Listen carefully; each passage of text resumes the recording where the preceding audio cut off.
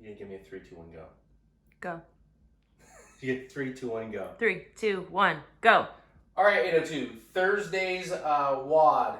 We're holding true to free trial Thursday, so invite your friends, get them on the Zoom class. It's super easy. It's all body weight. You really don't need much of anything to participate today. We're holding true to having a chest day for Thursday, a bench day type thing, and we're doing a 15-minute EMOM. That stands for every minute on the minute. So every minute on the minute, you're going to perform a set number of push-ups, whether it's RX, which is 10 for guys, 7 for females, performances, 7 and 5, and then fitness, we have kneeling and elevated push-ups. I'm not going to go over the movement standards, but again, EMOM stands for every minute on the minute. So for an RX male, I'm going to perform 10 push-ups every time the timer goes off. There will be an active rest in between, and I'll go over how much time you should have in between sets. So proper push-up form. So we're a bit of sticklers at 802 on push-up form. So let's go over a couple things we don't want to see. So what I don't want to see is this butt up in the air push-up. I don't want to see a half push-up, whether it be halfway down or not going all the way up, or the infamous worm push-up. What I want to see is your feet tight together, your core and your butt tight, and you're going to lead with your chest on the way down. You shouldn't have any trouble not hitting your chin if you keep your head on your shoulders and then pressing back to full extension. So chest to deck, pressing up. And I'm not releasing any pressure in my hands at all. Option 2 is going from your knees, only the front of my leg or just above my knees are touching. None of the rest of my body is touching except for my chest. And you do want your chest to touch the ground each and every time. A third option, I'm going to use the boxes up here. You should use like a countertop, a desk, a sturdy surface that's about waist height. And you're going to place your hands, again, just outside of shoulder width apart. Touch your chest to whatever your hands are on and press back to the top. Nice full range of motion. Choose a rep range that you can get done in around 15 or 20 seconds because you're going to have an active rest. Your active rest is going to be 6 jumping jacks and then 6 air squats. Just felt good from all the work we've been doing. And notice I'm going nice and slow and stretching out. And then 6 T-pulses. So I found myself shaking my arms out, so I just started doing these, and it felt really good to shake my shoulders out in between. Okay? Sarah, anything you want to add to this? Nope. Okay. Your workout. This is a great shakeout workout. It's a great workout for people that want to try out CrossFit. It's an up ladder. We haven't picked the time cap yet. I wanted to find that a little bit better for everybody. It's going up in increments of 2. So you'll perform 2 step-ups. Let me grab a chair so I can show you. With the step-ups, gang, we did use them on Saturday, and some people chose chairs, and they were not sturdy chairs. So really gonna have to make sure that you use common sense with this. Stairs tend to be a little bit better of an option. Some people were going 2 to 3 stairs up, using the stairs on their front porch.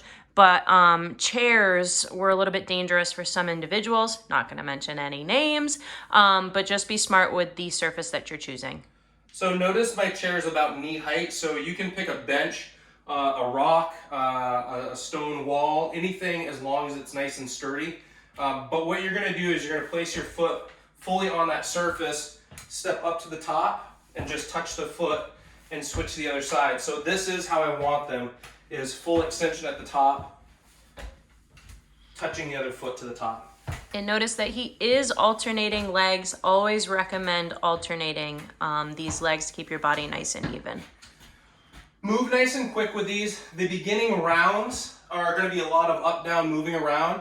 I started to enjoy this workout when I got up into the 12s and the 14s. The next movement that we're going to do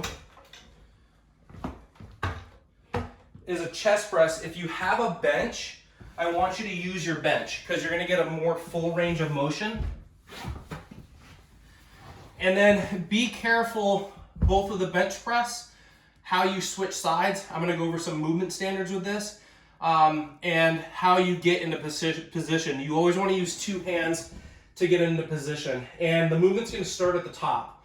So for 2, I'm just gonna go 1, switch the other side, get to the top, down and up, and that's 2. Now let's pretend I'm on 5 just so you can get an idea of what it's gonna look like. 6. 6? There's no 5. Oh, I said 5. I meant to say 10, 5 on each side. Okay. So I'm gonna do 10s, 5 on each side. So I get the dumbbell up into position, I get to full extension, and because it's round 10, I'm gonna perform 5, 2, 3, 4, 5. I like to come down to my chest to switch the other side, help myself to the top, and 1, 2, 3, 4, 5 would be my set of 10. If you're on your bench, make sure you're sitting up to set the weight down. Don't set it down at your side. It puts a lot of stress on that arm that you set it down. Any comments on that, Sarah? Nope, looks great. Okay. And then after that, you have V-ups. I remember Sarah telling me to rebound on these and tuck-ups one time, and I didn't really get it, and I finally got it. And this is a workout where you want to make sure you're rebounding. So you're going to go up and touch your toes, and you should rebound right back to the top. When I get tired, I go to my old form where I kind of lay here, and then you got to muster that spring up and then get those rebounds. But notice I'm keeping my legs straight. I'm going over the top of my knees. That way I'm not bending in or going to the outside. V to shins is okay, but full range of motion is touching the hands, extending the arms on the ground, and then coming up and touching your toes up here. For performance, it's to the shins or anything below the toes. And then for fitness is tuck-ups. Again, good extension, tucking up. So you did see Tarkin trying to keep his legs as straight as possible in those V-ups. Fight for it a little bit harder. It just depends on how tight your hamstrings are or how long your legs are. But just know that the standard is to have a nice straight leg when you go ahead and do those. Don't do the tuck-up form, but the tuck-ups will be a modification for fitness in this workout because the V to shins will just take a little bit too long. Awesome. Good stuff, guys. Happy Free Trial Thursday.